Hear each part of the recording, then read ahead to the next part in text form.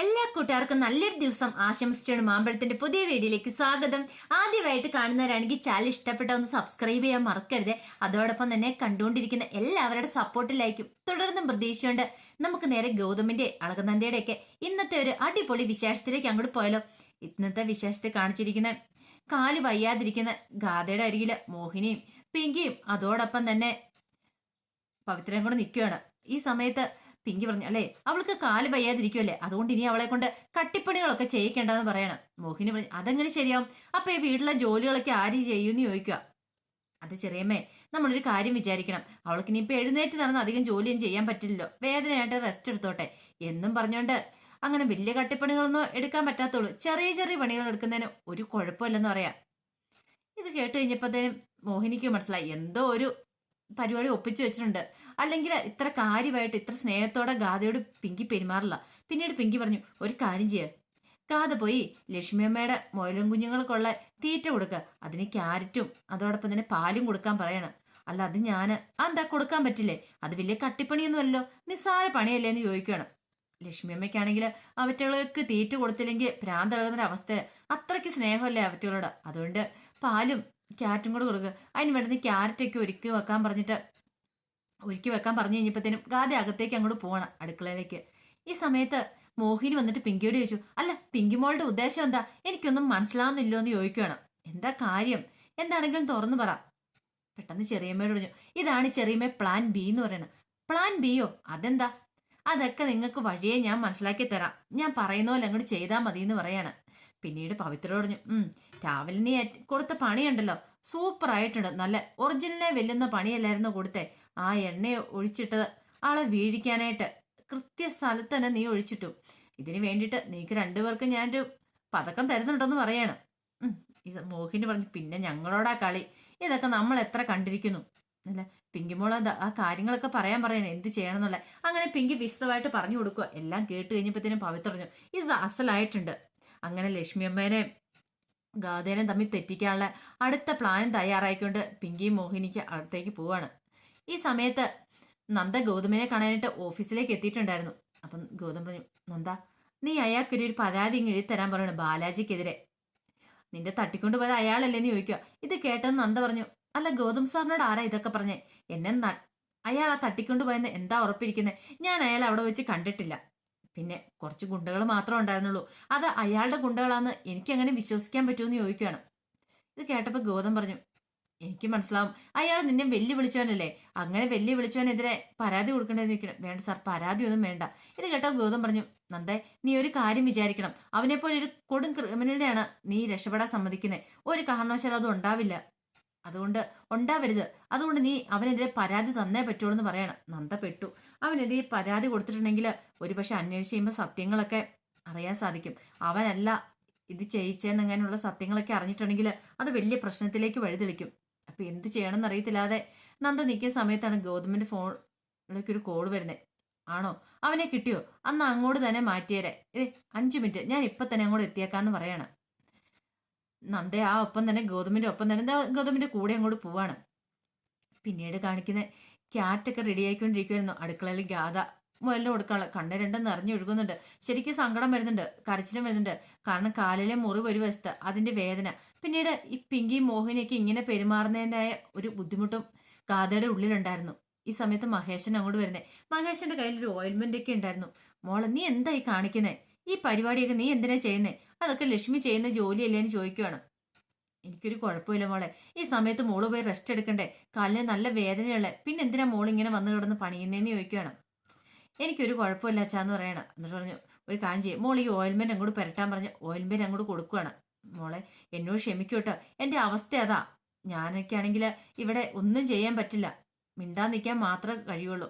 ഇത് കേട്ട് കഴിയുമ്പോൾ ഗാഥ പറഞ്ഞു, എനിക്ക് അച്ഛന്റെ അവസ്ഥകളൊക്കെ മനസ്സിലാവും, അച്ഛൻ അതോർത്തൊന്നും വിഷമിക്കണ്ട, എനിക്കൊരു സങ്കടം ഇല്ല അച്ഛാ, എനിക്ക് അച്ഛനോട് ദേഷ്യമില്ല എന്ന് പറയാണ്. അച്ഛന് ദോഷം ഉണ്ടാകുന്ന ഒരു കാര്യങ്ങളും ഈ മോള് ചെയ്യത്തില്ലെന്ന് പറയാണ്. ഇങ്ങനെ സംസാരിച്ചുകൊണ്ടിരിക്കുന്ന സമയത്ത് മോഹിനി അടുക്കളയിലേക്ക് വരുന്നേ. മോഹിനി വന്നിട്ട് ചോദിച്ചു, അല്ല ഏട്ടൻ ഇവിടെ എന്തെടുക്കാന്ന് ചോദിക്കണം. പെട്ടെന്ന് തന്നെ മഹേശ്വരൻ മോഹിനിയെ കണ്ടതോടെ അങ്ങ് ട്രിക്ക് അങ്ങോട്ട് മാറ്റി. നിന്നോട് പറഞ്ഞിട്ടില്ലേ സൂക്ഷ്യം കണ്ടുവൊക്കെ നടക്കണമെന്ന്, എവിടെയായാലും ഉരുണ്ട് വീണ് വല്ലതും ഉണ്ടാക്കി വെച്ചിട്ടുണ്ടെങ്കിലേ ഇവിടെ നിന്നെ നോക്കാനൊന്നും ആരുമില്ല, ഓരോരുത്തിമാരും കൂടെ ഇറങ്ങിക്കോളും എന്നൊക്കെ പറഞ്ഞ് കൃത്രിമ ദേഷ്യം അഭിനയിച്ച് മഹേശൻ അങ്ങോട്ട് പോകാൻ തുടങ്ങുമ്പോഴത്തേനും മോഹിനി ചോദിച്ചു, അല്ല ഏട്ടൻ എന്താ ചെയ്തേ? ഞാൻ ഇവളെ വെച്ചിട്ട് ഉപദേശിച്ച എൻ്റെ മോഹിനി. അല്ല ഇവൾക്കല്ലേ ഇതിന്റെ വല്ല ആവശ്യമുണ്ടോ? ഓടിച്ചാടി നടക്കണ്ടേ, നേരെ നോക്കി നടന്നാ പോരെന്ന് ചോദിച്ചോണ്ട് മഹേശൻ അങ്ങോട്ട് പോവാണ്. ഈ സമയത്ത് മോഹിനി ഓർത്ത് ഏട്ടൻ എന്തിനായിരിക്കും അടുക്കളയിലേക്ക് വന്നേ? പെട്ടെന്ന് മോഹിനി ഗാദിയോട് പറഞ്ഞു, അതെ അടുക്കള കിടന്ന് വരയത് മതി, നീ അങ്ങോട്ട് പൊക്ക്, നീ പാലെടുത്ത് വെക്കാൻ പറയാണ് മുയൽ കുഞ്ഞുങ്ങൾക്ക് കൊടുക്കാനുള്ളത്. അത് പാലി കാറ്റൊരു കഴിഞ്ഞിട്ട് പറഞ്ഞങ്ങോട്ട് അനുസരിച്ചാൽ മാത്രം മതി, പറഞ്ഞ കേട്ടല്ലോ എന്ന് പറയണം. അങ്ങനെ അവളെ അങ്ങോട്ട് വിട്ടതിന് ശേഷം മോഹിനി എന്ത് ചെയ്യണം, ക്യാറ്റൊരെണ്ണം കയ്യിലേക്ക് എടുക്കണം. എടുത്തിട്ട് അതിനകത്ത് ചെറിയ തുളയുണ്ടാക്കി ഹോൾ ഉണ്ടാക്കുവാണ്, കുറച്ച് കട്ട് ചെയ്തിട്ട് അതിനകത്തേക്ക് ഒരു പൊടി അങ്ങോട്ട് ഇടുവാണ്. പൊടി ഇട്ടിട്ട് അതങ്ങ് വ്യക്തമായിട്ട് അങ്ങോട്ട് അടച്ചൊക്കെ വെക്കുവാണ്. ഇനിയിപ്പം ആര് നോക്കിയാലും കണ്ടുപിടിക്കാണ്ട് സാധിക്കില്ല. അപ്പൊ അതായിരുന്നു അവരുടെ ഉദ്ദേശം, മുയൽ കുഞ്ഞുങ്ങളെ കൊല്ലുക, അത് മാത്രമായിരുന്നു ഉദ്ദേശം. പിന്നീട് അങ്ങോട്ട് വെച്ചിട്ട് പോവാണ്. അതിനുശേഷം കാണിക്കുന്ന മോഹിനിയും പിങ്കിയും പവിത്രയും കൂടെ സംസാരിച്ചുകൊണ്ടിരിക്കുന്ന സമയത്ത് പിങ്കി പറഞ്ഞു, ഞാൻ പറഞ്ഞ കാര്യങ്ങളൊക്കെ ചെയ്തിട്ടുണ്ടോ എന്ന് ചോദിക്കണം. വ്യക്തമായിട്ട് ചെയ്തിട്ടുണ്ട്, എല്ലാ കാര്യങ്ങളും വെടിപ്പായി ചെയ്തിട്ടുണ്ടെന്ന് പറയണം. ഇനിയല്ലേ കളി നടക്കാൻ പോകുന്നേ. ആ ക്യാറ്റ് കഴിച്ചു കഴിയുമ്പോൾ തന്നെ മുയൽ കുഞ്ഞുങ്ങൾ ചത്തുപോകും. മുയൽ കുഞ്ഞുങ്ങളെ കൊന്നുതരാ ഗാഥ എന്തിനു വേണ്ടി കൊന്നു? അവളോട് ലക്ഷ്മിയമ്മയുള്ള വൈരാഗ്യം തീർത്ത് ലക്ഷ്മിയമ്മ സഹിക്കുമത്. ഇനിയല്ലേ നമ്മൾ കളി കളിക്കാൻ പോകുന്നു പറയാണ്. ഇങ്ങനെ സംസാരിച്ചുകൊണ്ടിരിക്കുന്ന സമയത്താണ് അങ്ങോട്ട് ലക്ഷ്മിയമ്മ ഓടി വന്നേ.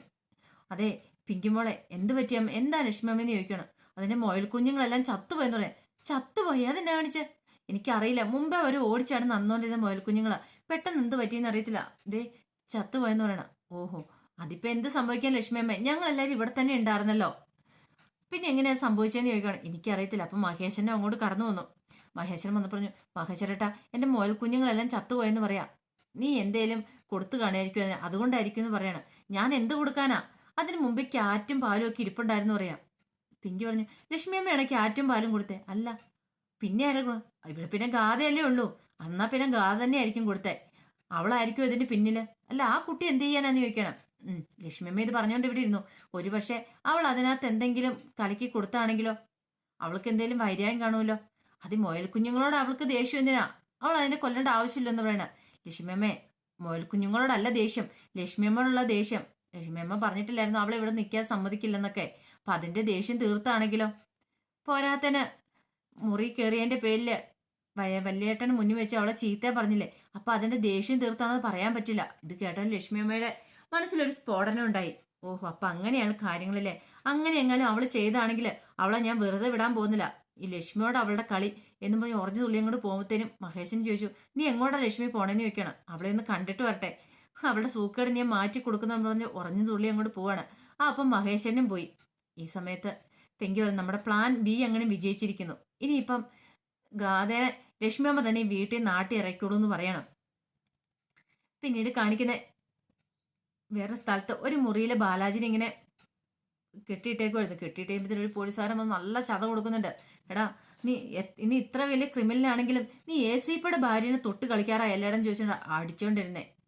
സാറേ ഞാൻ ചെയ്തിട്ടുള്ള 100 വട്ടം പറഞ്ഞിട്ടുണ്ട്, ഇനി എന്നെ ഇങ്ങനെ ഉപദ്രവിക്കില്ലെന്ന് പറയണം. നിന്നെ ഉപദ്രവിക്കാനോ? നിന്നെ ഉപദ്രവിക്കുകയല്ല ചെയ്യേണ്ട, നിന്നെ തല്ലി കൊല്ലുവേണ്ട. ഒരു പിഞ്ചു കുഞ്ഞിനോട് ആ ക്രൂരത കാണിച്ചതും പോരാഞ്ഞിട്ട് ഇപ്പൊ നാട്ടുകാർ പെൺകുട്ടികളോട് എല്ലാം ക്രൂരത കാണിക്കാൻ തുടങ്ങിയോടാന്ന് ചോദിച്ചോണ്ട് ആ പോലീസുകാരനെ എടുത്തിട്ട് അങ്ങോട്ട് ചാമ്പുവാണ്. നല്ലത് വെച്ചു കൊടുത്തു. ബാലാജി കിടന്ന് പറയുന്നുണ്ട്, ഞാനൊന്നും ചെയ്തിട്ടില്ല, എനിക്കൊന്നും അറിയത്തില്ല എന്നൊക്കെ. പക്ഷെ ഇതൊന്നും കേൾക്കാനായിട്ട് അയാൾ കൂട്ടാക്കുന്നില്ലായിരുന്നു. ഈ സമയത്ത് ഗൗതമും നന്ദയും കൂടെ അങ്ങോട്ട് കടന്നു വരുന്നേ. ഗൗതമിനെ കണ്ടു കഴിഞ്ഞപ്പോഴത്തേനും പോലീസുകാരൻ അങ്ങോട്ട് മാറി നിൽക്കുകയാണ്.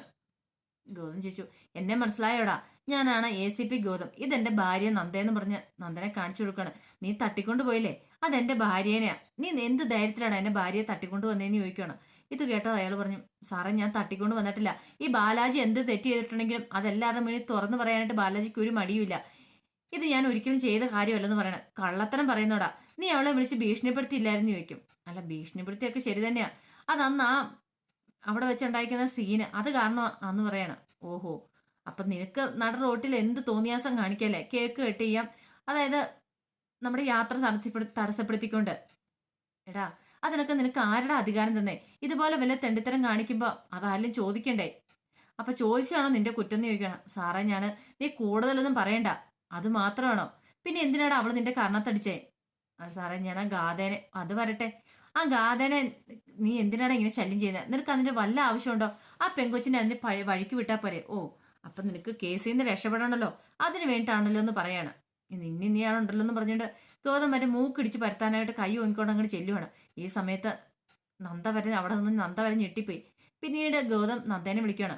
അതെ, ഇതിനുള്ള കൂലി നിനക്ക് തരാൻ ഞാനല്ല, എന്റെ ഭാര്യയോടല്ലേ നീ ക്രൂരത ചെയ്തേ, ഇതിനുള്ള പണി നിനക്ക് എന്റെ ഭാര്യ തന്നെ തരൂന്ന് പറയാണ്. നന്ദയുടെ അടുത്ത് എന്നിട്ട് പറഞ്ഞു, അതെ, ഒത്തിരി ആൾക്കാരുടെ ക്രൂരത കാണിച്ചിട്ടുള്ള അവന്റെ കാരണം തീർത്ത് നമ്മൾ പറഞ്ഞങ്ങ് പൊട്ടിച്ചേരാം, ഒന്നും പേടിക്കണ്ടെന്ന് പറയാണ്. ഞാനല്ല അവനെ തല്ലാൻ പോകുന്നേ, നന്ദയാന്ന് പറയാണ്. അങ്ങനെ നന്ദ പതുക്കെ ബാലാജിയുടെ അടുത്തേക്ക് നടക്കുവാണ്. അതിന്റെ വിശേഷങ്ങളൊക്കെ നമ്മൾ കണ്ടത്. ഇതിന്റെ ബാക്കി വിശേഷങ്ങളുമായിട്ട് വൈകുന്നേരത്തെ പ്രൊമോയി വരാട്ടോ. ഒരിക്കൽ കൂടി എല്ലാവർക്കും നല്ലൊരു ദിവസം ആശംസിച്ചു നിർത്തുന്നു. നന്ദി.